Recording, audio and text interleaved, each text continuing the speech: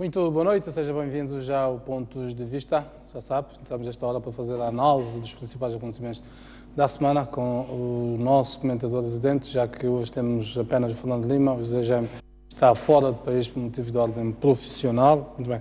Fernando, boa noite.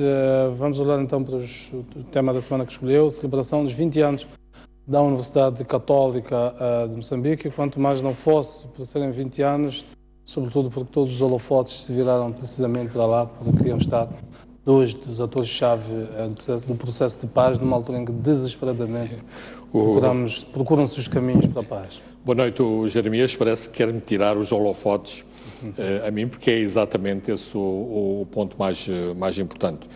Claro que a Universidade Católica tem todo o mérito ao estar a celebrar os seus 20 anos.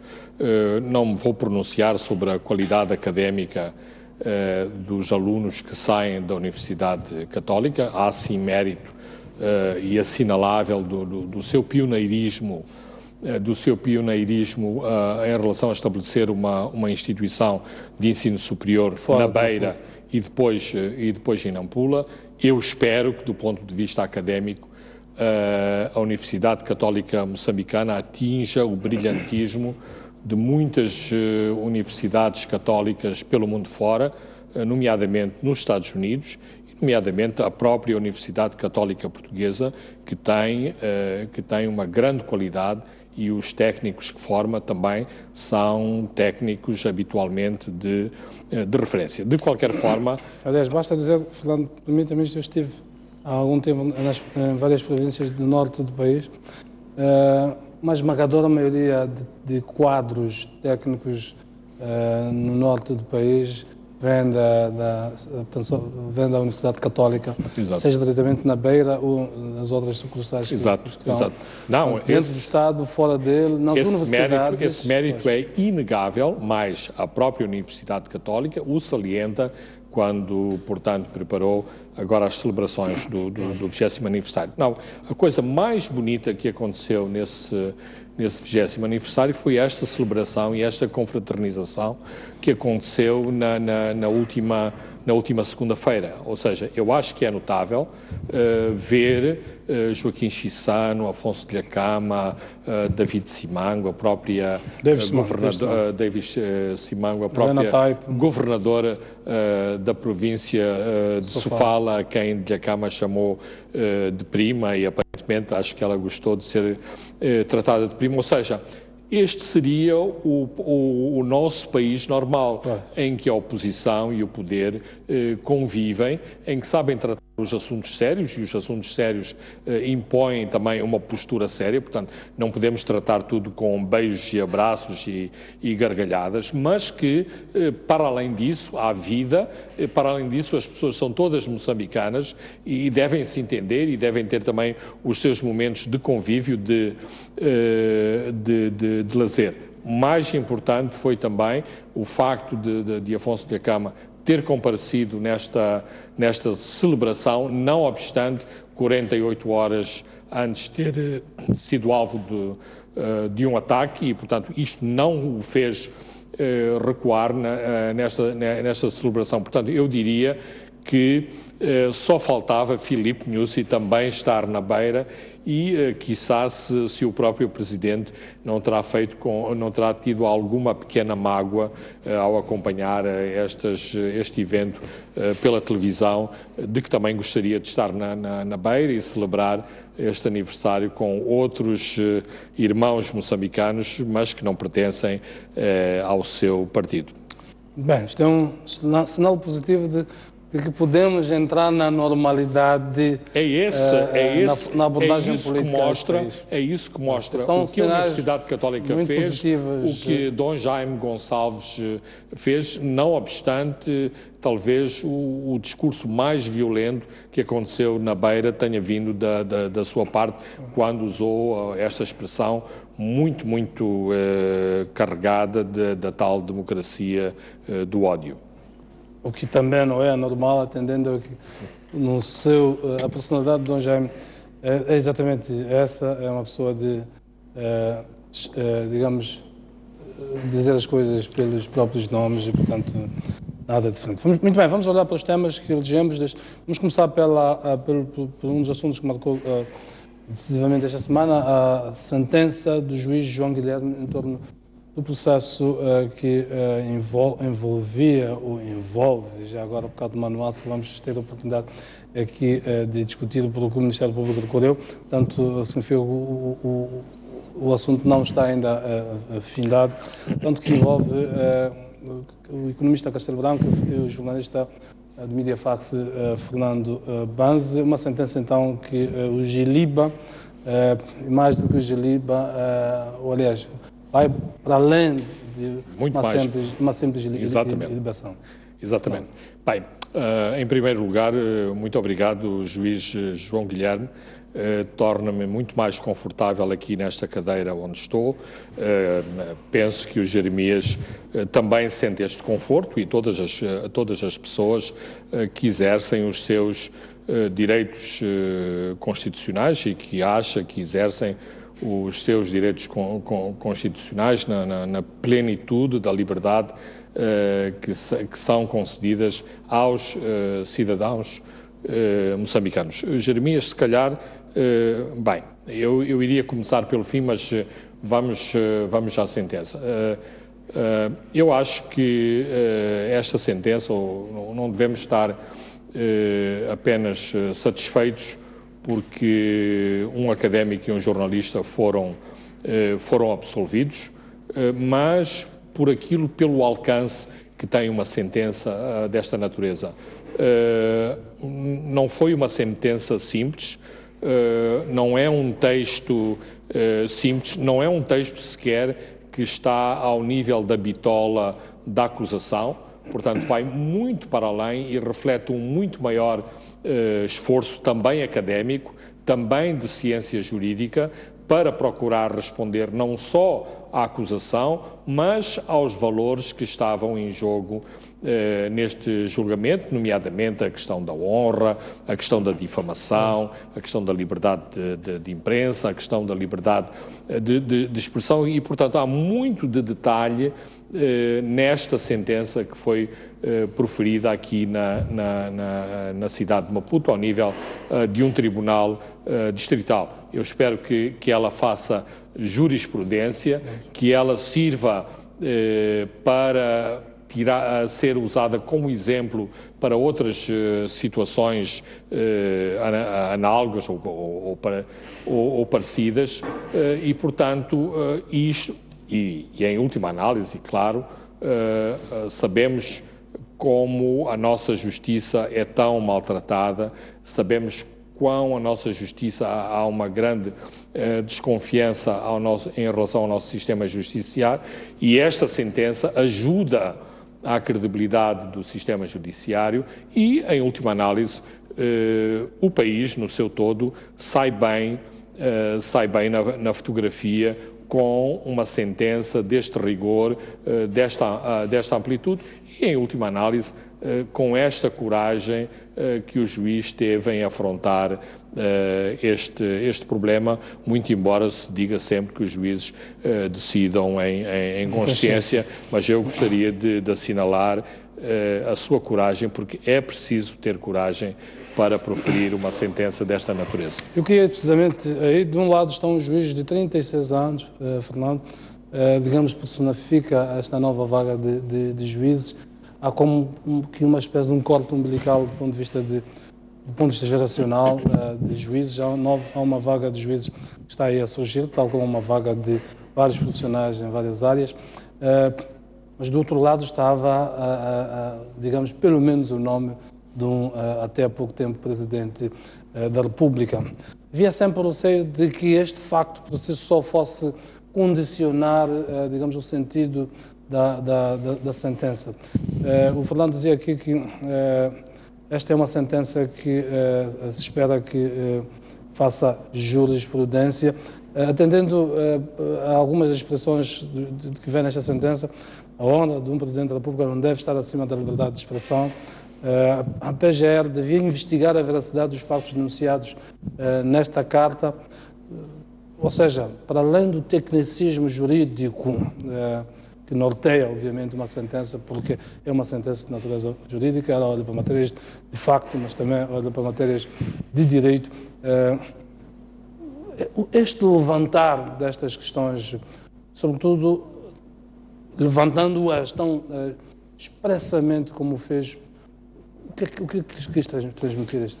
Bem, em primeiro lugar, eu fiz um pequenino TPC em torno do juiz João Guilherme, não depois da sentença, mas já antes da sentença, e apesar das minhas desconfianças e das minhas ansiedades que são partilhadas por muitos moçambicanos em relação ao sentido da justiça e ao sentido de muitas sentenças que acabam no fim do dia por serem politizadas e serem conferidas ao sabor de determinadas conveniências.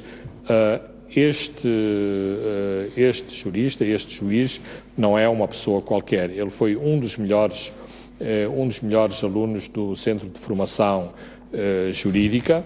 É uma pessoa que tem sido muito referenciado em termos da qualidade dos seus pareceres e das suas sentenças. Portanto, não é de agora a qualidade patenteada neste julgamento ou no proferimento desta sentença. Outro dos méritos desta sentença, e por isso o caráter e a importância em termos de jurisprudência, é que lida muito com conceitos e com conceitos que são melindrosos, que são, em última análise, com um grau de subjetividade muito grande, que inclusivamente podem abranger a própria filosofia do direito, a própria visão de outras correntes em relação aos direitos de personalidade. Claro que um juiz tem que sempre optar por uma teoria, por um determinado parecer, por uma determinada visão. Aliás, a própria doutrina, ela não é consensual na abordagem. Não. Estes assuntos não são lógica matemática, não são questões de 2 mais 2 são 4. Estamos aqui a esgrimir conceitos e a forma como determinados conceitos se aplicam a um caso concreto. Sobretudo quando envolve figuras denominadas, porque estamos aqui em presença da chamada crítica política.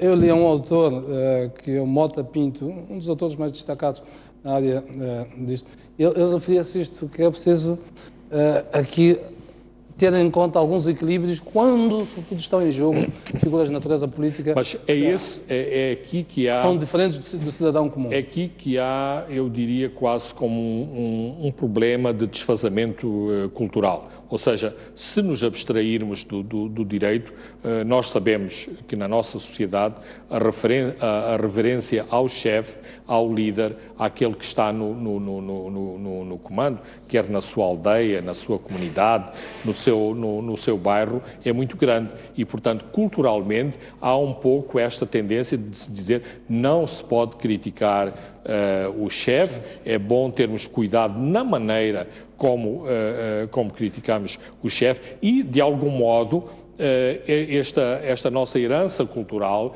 conflitua com um sentido, e nomeadamente um sentido de modernidade em relação à crítica a que os políticos se devem sujeitar e, portanto, em última análise, acaba por chocar muitas pessoas que acham que é de algum modo leviano o facto de alguém se atrever a criticar um chefe de Estado ou levantar questões mais melindrosas e que ferem, digamos, ouvidos mais sensíveis ao ouvirem determinadas expressões serem aplicadas ao chefe de Estado ou às suas políticas. Aqui, atento a algumas frases, o juiz, é uma frase que na sua sentença diz, uma frase desta natureza, como: Senhor Presidente, o senhor está fora de controle, que não há aqui digamos, uma ofensa à personalidade do próprio chefe de Estado, portanto não há aqui sequer lugar para os chamados crimes de personalidade. Isto está na esfera da crítica política, atendendo às circunstâncias específicas que se viviam à época em que, digamos, o texto foi escrito.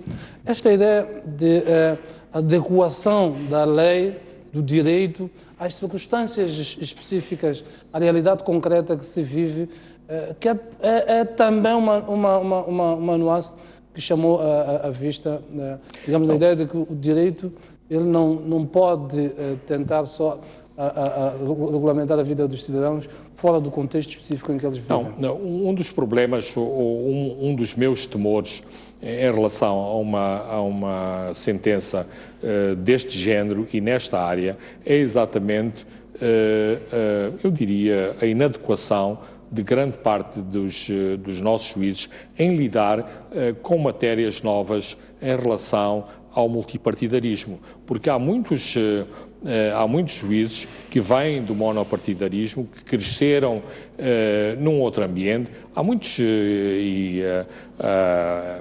estou a dizer isto com seriedade, há muitos juízes e muitos juristas que vêm de uma tradição seminarista, com alguns problemas de abertura em relação ao mundo político e à modernidade. Eu não estou a sugerir que os seminários são aquelas instituições medievais do passado, mas ainda há muito conservadorismo nos claustros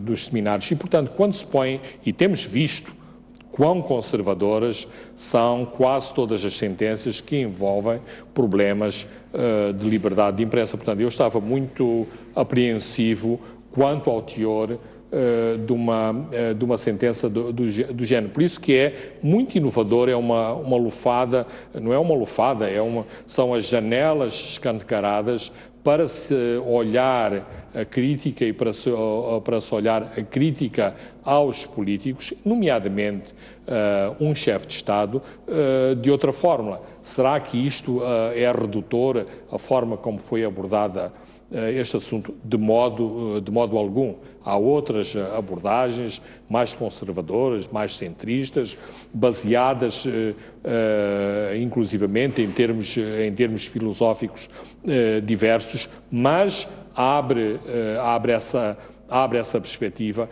e só saímos a ganhar enquanto país com um juiz que teve a coragem de trazer para um julgamento questões tão importantes como a liberdade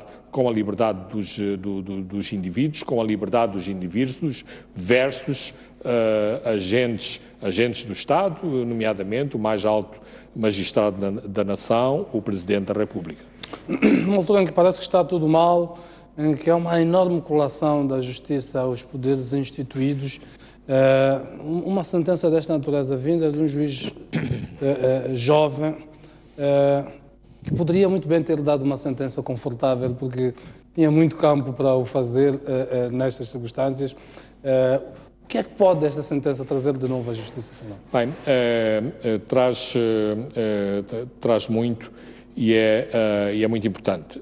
Habitualmente, e para fugirmos um bocadinho à justiça, habitualmente, por exemplo, quando falamos de polícia, há este sentimento quase de baixar os ombros e dizer não há nada a fazer, aquilo é uma casa complicada. A minha filosofia, ou a minha visão, e porque conheço um bocadinho, é que não é verdade isso. Há bons polícias, há bons técnicos policiais em todos os ramos da investigação, da balística, tiveram cursos...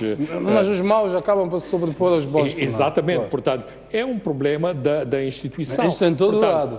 Eu acho, sim, mas há instituições mais notórias que outras. A justiça é uma delas. E, portanto, eu acho que era preciso uma grande vassourada em todos aqueles cantinhos bafientos e cheios de teias de aranhas e de pó. Ou seja, há demasiados formalismos ou escudar-se atrás de determinados formalismos, atrás das togas, isso para invocar poderes e autoridades que na prática depois são desmontados pela incompetência, pela falta de qualidade de determinados instrumentos jurídicos que são produzidos. Porque, inclusivamente, podemos olhar para a própria acusação.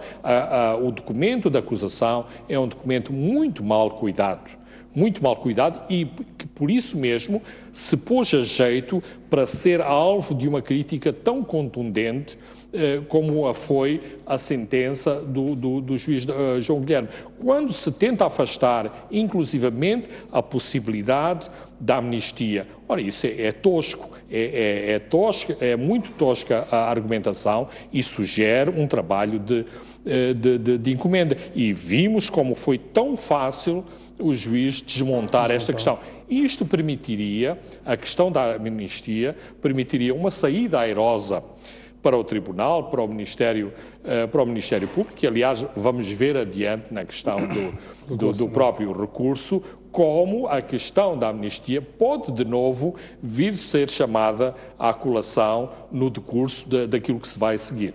Fernando, o juiz também deixou um recado no sentido de a PGR investigar a veracidade dos dados, dos factos que são denunciados nesta carta. Acredita que isso possa acontecer? Bem, eu gostaria que sim. Em linguagem popular, isto seria o feitiço virar-se contra o feiticeiro. Em termos da retórica da própria sentença, faz sentido que o Ministério Público investigue não só determinadas alegações, mas como outras coisas que acontecem no âmbito da esfera pública. Há uma suspeição em relação se houve ou não um atentado contra o presidente do principal partido da oposição. Ora, faria muito bem à nossa Procuradoria de imediato incitar promover uma investigação. Estamos em presença de um crime público. Só lhe ficava bem, portanto, são estas coisas, são estes pequeninos detalhes, muitas vezes, que faz os cidadãos ficarem desconfiados do nosso sistema. Umas coisas investigam-se, outras não, umas com celeridade, outras é um deixa-andar arrepiante e, portanto, isto não credibiliza a nossa justiça. Mas para ir mais uma vez à questão que o Jeremias colocava, e é importante enfatizar isso, há bons técnicos de justiça, há bons juízes, há juízes com boa formação jurídica, como há advogados, como há pessoas idóneas em todo o nosso aparelho de justiça. Mas há um sistema que muitas vezes não deixa funcionar a justiça com aquela independência que lhe é atribuída constitucionalmente. Fernando, vamos ao terceiro ponto. O Ministério Público anunciou que vai recorrer a um direito que lhe assiste. Como é que olha para esta decisão? Bem, esta decisão, para já, e analisando-a do ponto de vista político, tenta minimizar o impacto da sentença de quarta-feira, nomeadamente da absolvição de Nuno Castelo Branco e Fernando Mbaz. Agora, do ponto de vista processual, bem, ao Ministério Público, como aos arguidos, na situação anterior, assiste-lhes o direito de recurso. Portanto, não se sabe, sabe-se que o Tribunal admitiu o recurso na sexta-feira, mas amanhã, segunda-feira, os advogados vão saber se ao requerimento, sim, vão ser notificados e vão saber se ao requerimento para o recurso já foram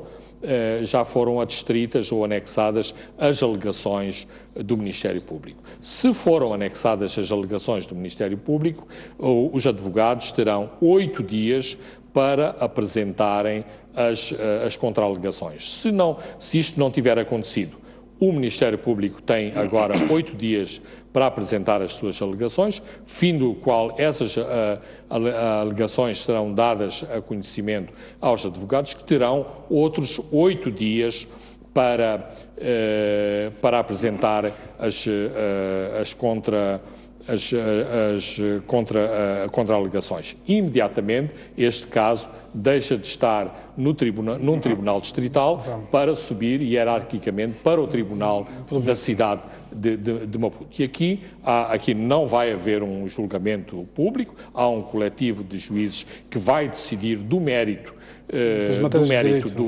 do recurso, em termos das matérias de direito. E aqui colocam-se 3 cenários possíveis.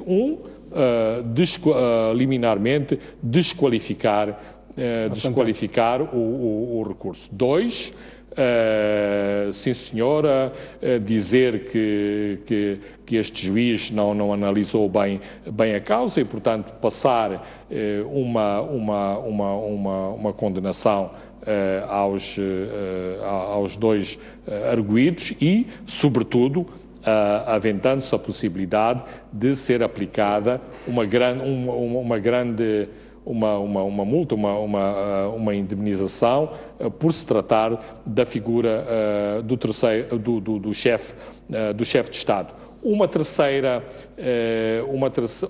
cenário, que foi um cenário que os advogados e os arguidos procuraram a todo custo afastar, será de dizer: sim senhora, estes indivíduos, sim senhora, são culpados, mas estamos perante um caso que é passível de amnistia e, portanto, os réus devem seguir em liberdade porque estão automaticamente amnistiados. Estes são os três cenários. Há essas possibilidades à medida... Sendo que o caso pode ainda ser passível de recurso a outra instância. Exatamente. A questão que aqui se coloca... E portanto, pela experiência, eu conversava com vários advogados, isto não leva pouco tempo. Não leva pouco tempo, mas o problema é o seguinte, estávamos a falar da máquina de justiça.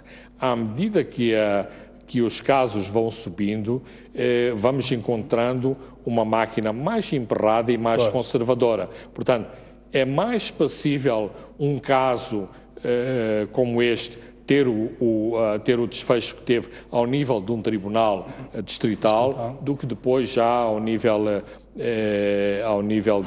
Até porque os crimes de imprensa gozam de celeridade, tanto no seu tratamento, mas é de acreditar que isto se vai interar, estes recursos sucessivos se vão interar em algum cemitério ao nível de instâncias mais altas. Mais uma vez, do ponto de vista político. Quando houve aquele desfecho na quarta-feira com esta sentença, eu disse, finalmente o antigo presidente vai ter algum descanso e também a sua família, porque o julgamento foi muito mediatizado e atraiu uma grande atenção sobre a família presidencial, inclusivamente nem sempre da forma mais simpática. Ora, se há recurso, se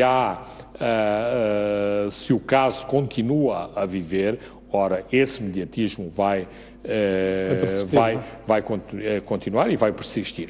Do outro lado, podemos argumentar da seguinte forma: isto também pretende mandar uma mensagem política muito clara, no sentido de dizer, não estamos mortos, nós não nos damos por vencidos tão facilmente, portanto, contem connosco. Contem connosco não só na plataforma da liberdade de expressão, mas em muitas outras plataformas, aliás, como temos visto noutros dossiês complicados no nosso país. Sobre este recurso do Ministério Público, eu conversava com alguns, trocava informações com alguns advogados.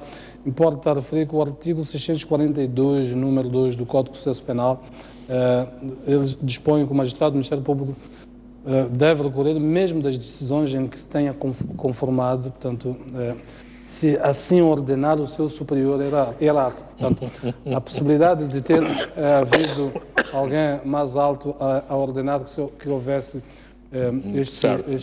só espero que este recurso não está prevista na lei, porque o Ministério Público é uma magistratura que está hierarquicamente organizada, portanto, há lugar para os recadinhos. Só espero que as alegações tenham mais qualidade técnica e jurídica do que a própria argumentação que foi formulada e apresentada neste Tribunal Distrital.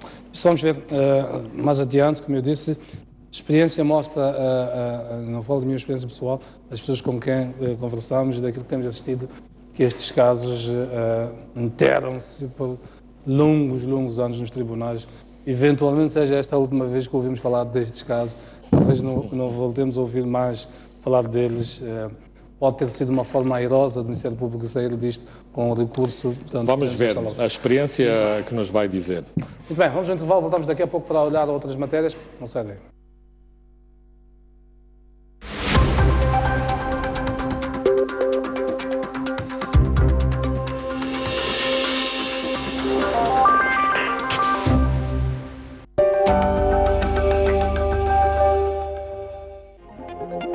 Já pode ler o jornal O País quando quiser e onde estiver.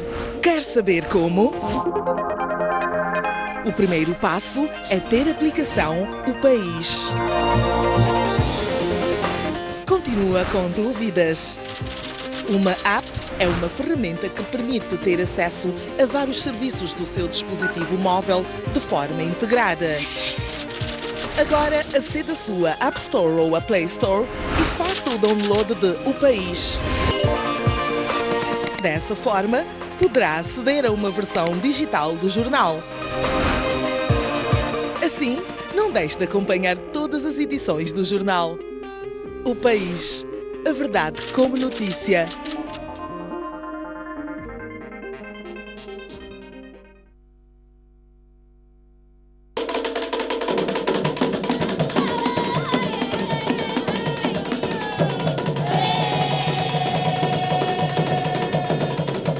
Estamos aqui para discutirmos aspectos importantes sobre o desenvolvimento do nosso país. Este gás descoberto é nosso. Aqui fica a Fungi, a península da Fungi é aqui. Vai haver uma perda de acesso a alguns recursos marinhos. Há soluções para isso? É fazer um plano de reassentamento.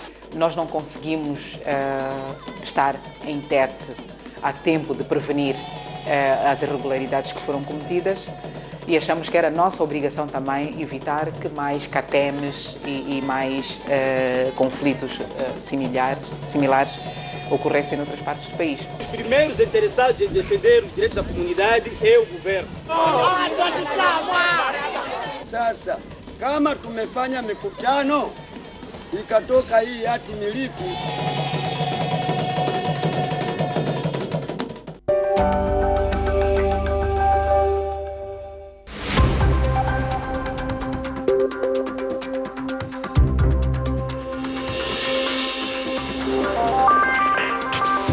Bem, estamos já na segunda parte, vamos olhar outras matérias. A situação política no país.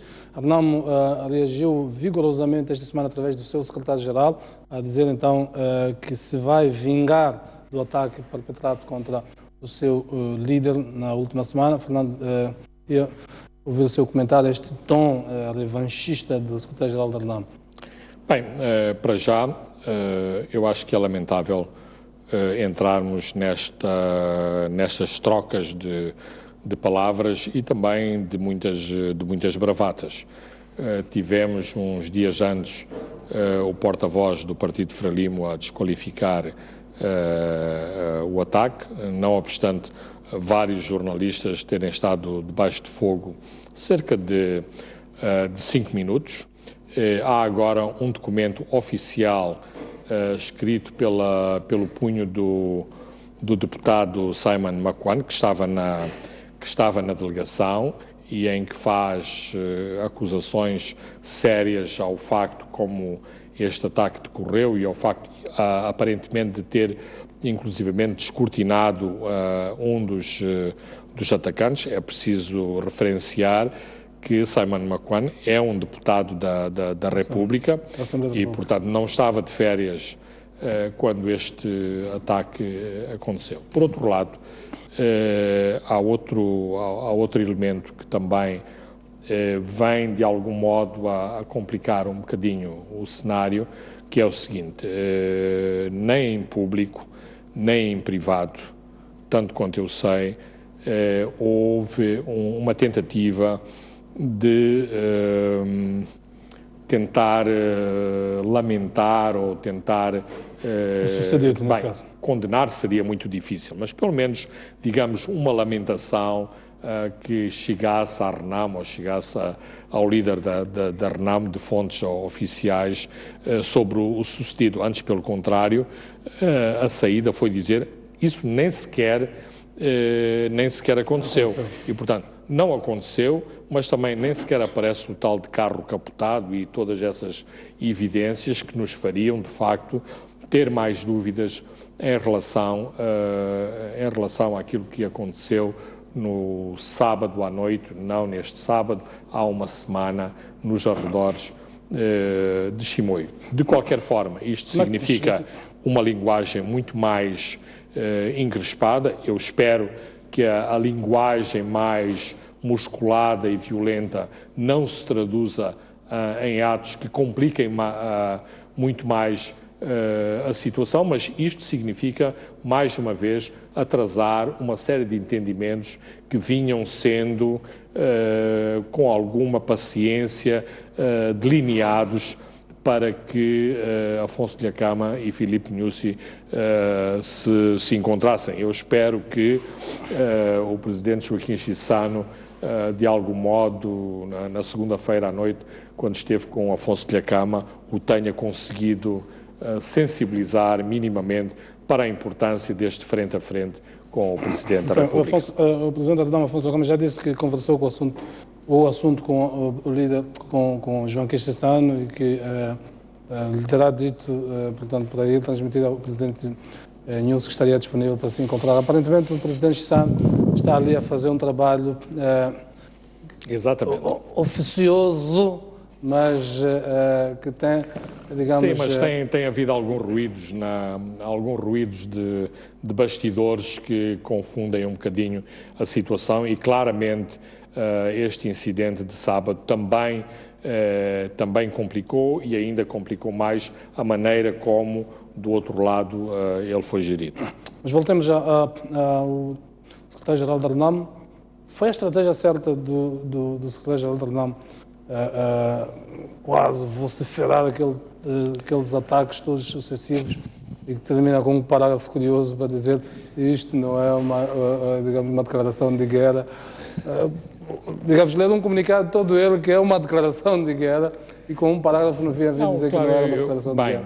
Pessoalmente eu fiquei muito triste de ver uma declaração desta natureza, mas colocando-a do ponto de vista em que o Jeremias já coloca, isto às vezes reporta-nos para aquelas nossas contendas quando éramos miúdos na escola, tipo, agarra-me senão eu mato, agarra-me, mas que não havia o ânimos, de facto, para agredir a outra parte. Eu interpreto, ou tento interpretar, esta conferência de imprensa e as declarações que ali foram proferidas como uma resposta a Damião José, e não tanto para dizer vamos fazer isto, vocês vão ver, este país vai todo ficar de pernas para o ar. Muitas vezes é preciso minimizar determinadas declarações, e eu tenho feito a miúdo, nomeadamente, inclusivamente, declarações de Afonso Dhlakama, porque é preciso muitas vezes decifrar o que é que está atrás de uma determinada declaração, para que não pensemos que amanhã vai começar uma guerra, que amanhã vamos ter... Eu refiro-me do ponto de vista político, por isto, para todos os efeitos, isto é uma luta política. Absolutamente. A utilização da força militar é uma situação extraordinária, porque na luta política não há sequer lugar para a utilização da força militar, no sentido de que um ataque desta natureza reposiciona politicamente a RENAM e o seu líder, no sentido de que, afinal, são as vítimas no processo. Terá sido de alguma maneira, esta ideia que fez com que, precipitadamente, alguns setores ligados ao governo, ao Partido Frelimo, viessem, digamos, as escolarias desmentir algumas coisas, algumas delas sem um apuramento, um terreno mais minucioso, porque há ali muitas contradições, portanto, que É muito difícil perceber se aconteceu ou não aconteceu. Claramente houve uma vitimização da Renamo e do seu líder. Claramente... A Renamo não poderia ter capitalizado esta vitimização? Não, houve uma outra forma diferente? Houve uma reação, uma reação que eu diria extemporânea por parte da Frelimo, ou seja, essa Frelimo estruturada, séria, profunda, que nós conhecemos, não se manifestou aqui. Portanto, eu acho que deveriam aparecer mais evidências que desmontassem, sem qualquer hipótese para o adversário, a montagem de um tal atentado. Ora, não foi isso que aconteceu, mas aumentou o sentimento de que é possível, mesmo perante factos, tentar-se dizer que aquilo que estamos a ver não é desta cor, é de uma outra cor, ou seja, nós temos, ou uma determinada força política, tem todo o direito de manipular a realidade dos factos e que o público, a opinião pública, também deve aceitar piamente essa mesma realidade que nos é apresentada, mesmo sem haver argumentos de peso para que nos levemos, pelo menos, a interrogar: mas será que de facto aconteceu este ataque e foi um ataque auto-infligido? Quais são os argumentos para dizer isso? É que não houve isto, houve uma troca de galhardetes, ou há uma troca de galhardetes, sem que haja factos por trás, ou pelo menos factos que contrariem de forma clarividente as evidências que a Renamo tem tentado apresentar. Eu estava a levantar isto. Parece não haver dúvidas que aquela reação do Partido Frelimo, sobretudo do seu porta-voz, careceu de um trabalho de casa de fundo, porque vir desmentir que não houve, sem haver elementos de fundo em política, só de alguma maneira precipitado. Sendo que, sobretudo, existe sempre a hipótese de bandos gerantes protagonizarem esses fatos. Todos os dias, quando nós andamos na rua, estamos sujeitos a ataques de bandidos que não estão vinculados politicamente a nenhuma formação. Portanto, e esse ataque não pode ser imputado a nenhuma formação. Portanto, essa hipótese não pode ser desdenhada e, portanto, e vir a público dizer o que se disse, certos termos. Pareceu carecer de algum sentido de responsabilidade. Mas a questão que eu colocava era outra. Era, face a este cenário, portanto, este ataque, paradoxalmente, posicionava Afonso Dhlakama e a Renamo como, afinal, os coitadinhos, as vítimas estão a ser alvo de ataques, e que este era o momento de capitalizar, digamos, tudo isso. O que é que sucedeu? O Renamo veio, mais ou menos, com um discurso de bazucadas, belicista. Bem, é assim, a Renamo também não é um movimento que tem uma cultura de grande disciplina, pelo menos de disciplina verbal ou de contenção verbal, e nós conhecemos outros episódios no passado. Pode ser que seja mais uma vez um desses episódios, mas um outro cenário que nós não devemos descurar é que, do ponto de vista político, aquelas balas que não causaram nenhum morto, em última análise, podem ter visado politicamente o próprio presidente Filipe Nyusi. Tanto quanto eu sei, estávamos muito próximos do tal diálogo de Afonso Dhlakama e Filipe Nyusi. Havia uma série de entendimentos preliminares e é uma interpretação, claro. É que eu digo. Com estes tiros, pode-se dizer: não queremos que tu encontres aquele indivíduo, não queremos que tu encontres aquele diabo ali, e voltamos outra vez atrás e a marcar passo. Por isso que eu acho que Afonso Dhlakama agiu bem ao minimizar o ataque, e no próprio domingo ter avançado para a beira e ter estado em pleno nas celebrações da Universidade depois desta Católica. reação, como contextualizar a do seu secretário-geral desde depois?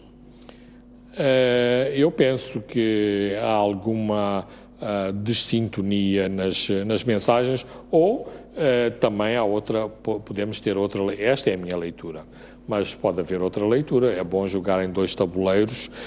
Neste tabuleiro eu estou com a pomba na mão e no outro tabuleiro estou de arma na mão a dizer: vocês vão ver o que vos vai acontecer se fazem de novo um ataque desta natureza, porque em termos estritamente militares e operacionais não deixa de causar medo e pânico uma caravana política ter sido alvo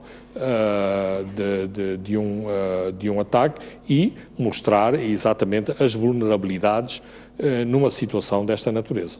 Portanto, vamos avançar para o outro tema, que tem alguma relação com isto, tem a ver com o Metical e continua em queda livre.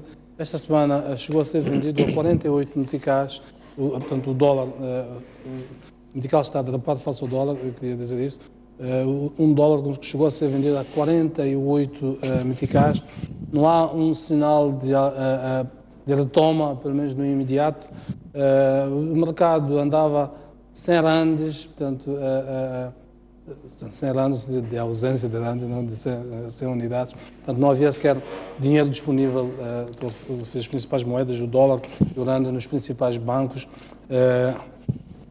O que é que isto quer dizer? Bem, é assim, há uma situação que é de uma ironia, embora seja de uma trágica ironia. Quando vemos os noticiários, habitualmente tem aqueles cartazes dos bancos a darem o câmbio do dia, e o câmbio anda todo lá nos 40, 41. Portanto, um repórter preguiçoso pode pensar mesmo que o dólar anda nos 40. Basta um telefonemazinho para um banco ou para uma casa de câmbios, vai tomar conta que a realidade é muito mais complicada. Não só as taxas de câmbio são muito mais elevadas, como se uma pessoa diz assim: e pode-me vender? Eu digo, bem, tenho dúvidas, depende da quantidade do rands ou dos dólares que quer comprar. Portanto, a situação é complicada. Aquilo que sabemos publicamente é que o Banco de Moçambique disse que ia inundar ou ia fazer um esforço para colocar mais dólares no mercado, a ver se estabiliza o metical. Aquilo que sabemos oficiosamente... Se estiver a fazê-lo, não está a resultar? Não está a resultar pelo seguinte: finalmente cumpriu-se a primeira obrigação, ou seja, o pagamento da primeira tranche do negócio da Ematum. Ou seja, de repente, dos cofres do Estado voaram para os bancos no exterior mais de 100 milhões de dólares. Depois temos ciclicamente as nossas faturas do petróleo, que não costumam ser brandas. E, segundo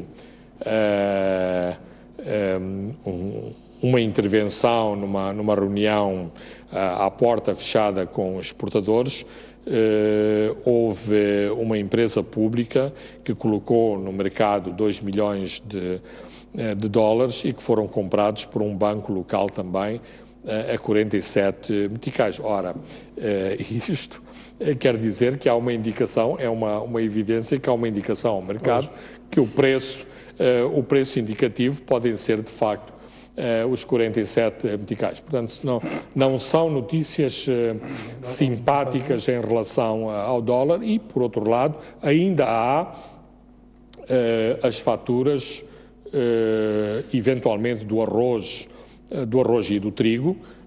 Nós temos beneficiado dos preços mais simpáticos do arroz e do trigo, mas isto não é para todo sempre, até porque, não obstante essas baixas dos cereais, por outro lado, há um dólar cada vez mais caro e esses cereais têm que ser pagos, e essas são faturas também muito grandes. Significa então o efeito Matum começa a ter repercussão no nosso serviço da dívida, sobretudo. Porque se concretizou... E ainda mais num contexto em que o dólar concretizou-se o pior cenário.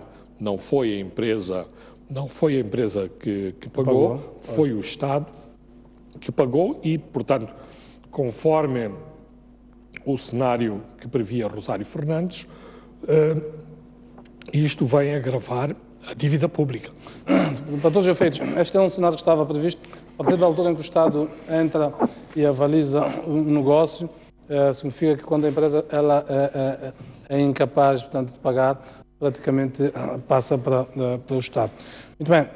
Aliás, o Ministro das Finanças confirmou, numa entrevista à Reuters, que eu tive a ocasião de ler, confirmou então que o serviço de dívida com a Ematum foi pago no dia 12 de setembro, portanto 12 deste mês, foi a outra sexta-feira, não esta última, portanto a outra sexta-feira antepassada, no caso vertente, portanto que este serviço foi cumprido. Muito bem, vamos avançar para o outro ponto. Esta semana o Presidente da República foi ao Parque dos Continuadores, encontrou lá uma situação da pista que está degradada, numa semana em que também a Lourdes Motola disse que tinha feito um projeto de $600 mil que não foi considerado e teve que devolver dinheiro. Fernando, queria ouvir a sua opinião. Tendo em conta que, sobretudo ali no Parque dos Continuadores, há muito mais problemas do que uma simples pista. Há ali disputas imobiliárias muito sérias. A pista é apenas uma pista, na verdade, por onde correm esses negócios todos. O primeiro aspecto, pareceu-me que o Presidente Nyusi estava, de algum modo, a reeditar um bocadinho aquela imagem samoriana de visitas de surpresa.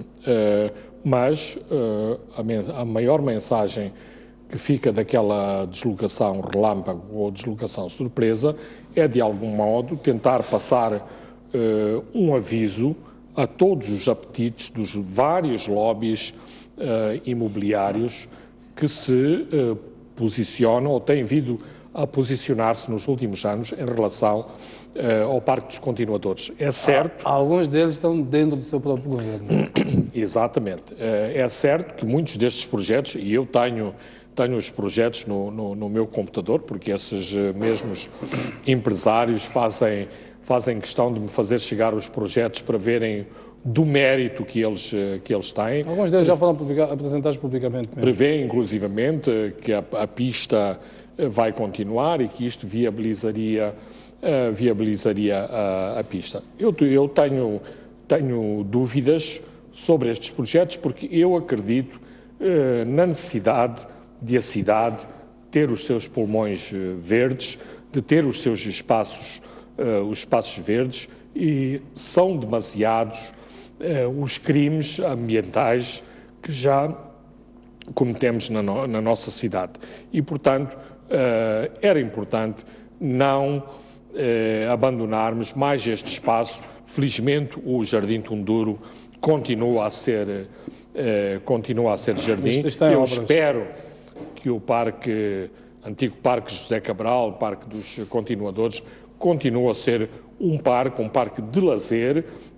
Acho que aquela obra que foi feita de feira de artesanato e também com restaurantes foi uma obra muito interessante, mas também o seu espaço do desporto continua a ser isso mesmo, um espaço para o desporto. E, portanto, o meu entendimento desta visita, não só em relação às autoridades desportivas, que estão sob uma grande pressão em relação ao lobby imobiliário, dar-lhes uma almofada de conforto, mas também mostrar, e eu acho que era isso que estava ali a ser dito, que para já é o desporto que deve ser a prioridade ali. Portanto, o Presidente foi ali marcar um território, marcar o seu território, no sentido que os lobbies imobiliários terão de esperar. Não penso que seriam insónias da noite anterior que fizeram o Presidente ir à pista e ver aquele estado lamentável em que a pista de tartan está. Muito bem, vamos ver qual vai ser então o desfecho deste assunto. O que é certo então é que parece para mim evidente que o Presidente ia ver tudo menos a pista porque da pista não haveria muitas surpresas sobre o seu estado, toda a gente já sabe, há várias reportagens feitas sobre o seu estado. Vamos avançar para o terceiro ponto. Esta semana foi reportado um caso de cerca de 38 bebês, foram bebês mortos, despejados na lixeira da Matola, que é em Maputo. Fernando, queria ouvir um assunto que envolve gestão do lixo hospitalar, gestão municipal, que é certo que nos trouxe uma realidade macabra aos olhos da sociedade. A ideia de que a mesquinhez desta vida, ou seja, a hora das pessoas, os problemas as pessoas passam durante a vida vão, persistem para além da vida, mesmo depois da morte. É possível ainda viver casos daquela natureza. Como é que o Fernando avalia aquele episódio?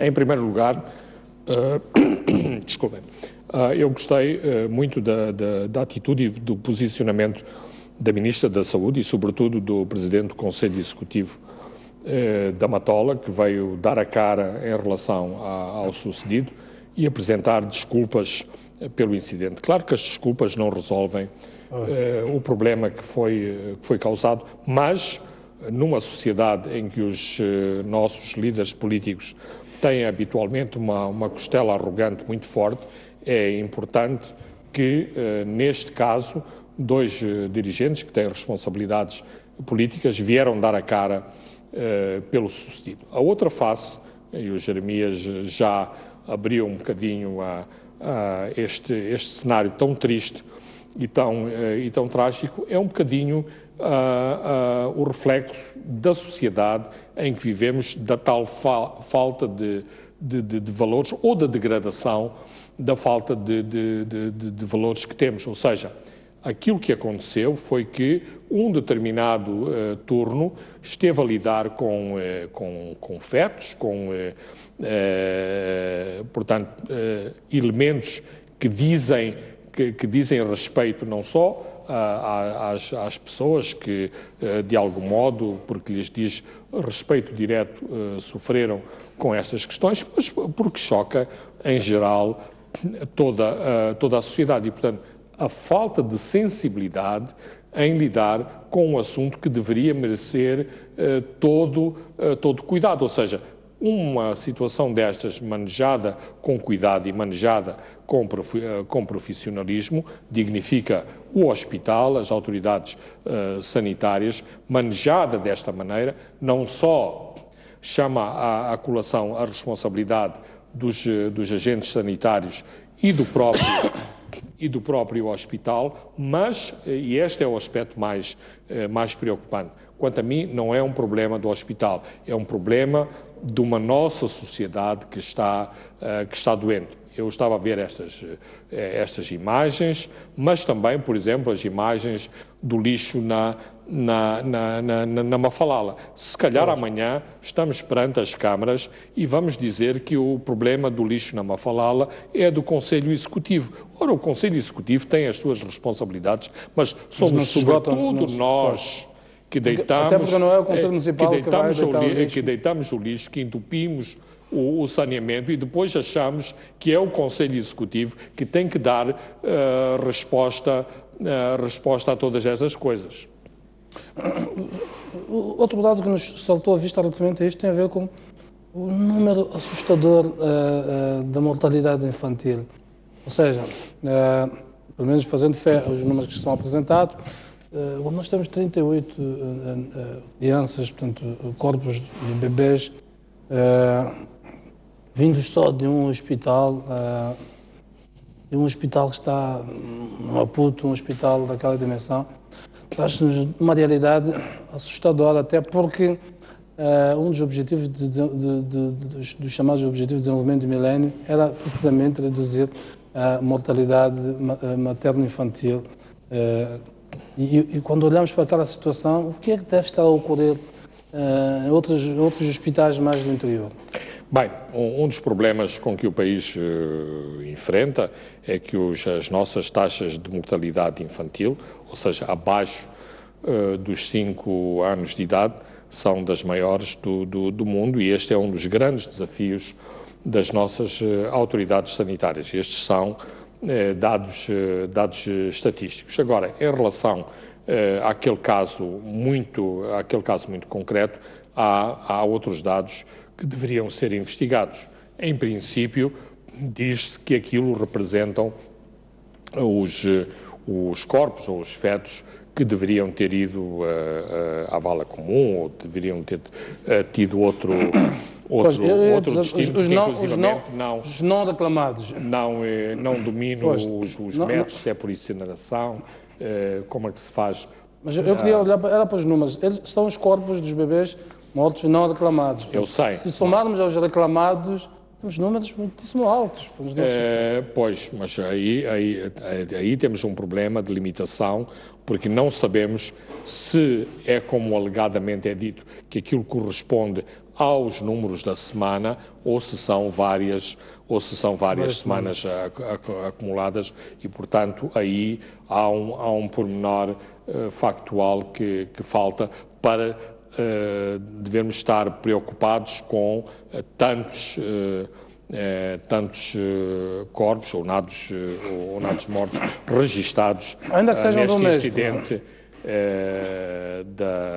da lixeira. Ainda que sejam de um mês, temos 38 não reclamados, portanto, se somarmos os reclamados, eu estava a olhar para os números, portanto, se aqueles números são de um mês, isto continua a criar-me desconforto a ideia de que podemos ter, são 38, podiam ser, bem, então com os reclamados... A nossa taxa de natalidade é muito alta.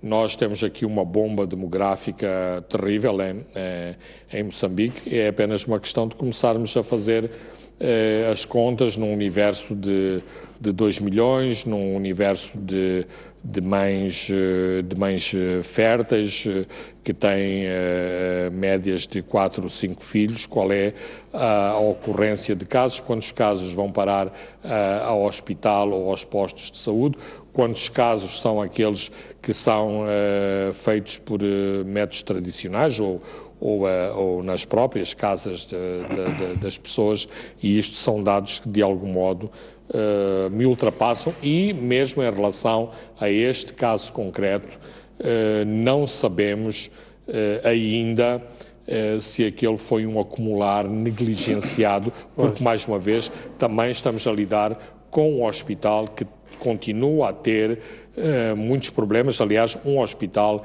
que já nasceu torto e que continua. Um dos problemas deste hospital era exatamente ter nascido sem morgue e sem depósito de medicamentos. Portanto, continua a ser um hospital que está melhor, mas que ainda tem muitos problemas.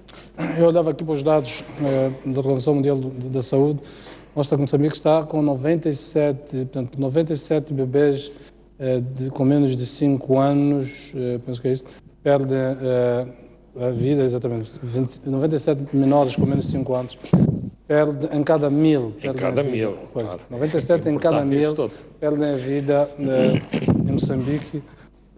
Já foram 226 em 97, nós continuamos a ter números altíssimos. Não, por isso mesmo que é importante trazer as mães para os hospitais, para os postos de saúde, que as matronas tenham conhecimentos médicos mínimos para providenciarem uma boa assistência às novas mães ou às pessoas que estão numa situação de parto e de maternidade. Muito bem, vamos terminar por aqui. Fernando, agradeço então a sua presença aqui neste espaço.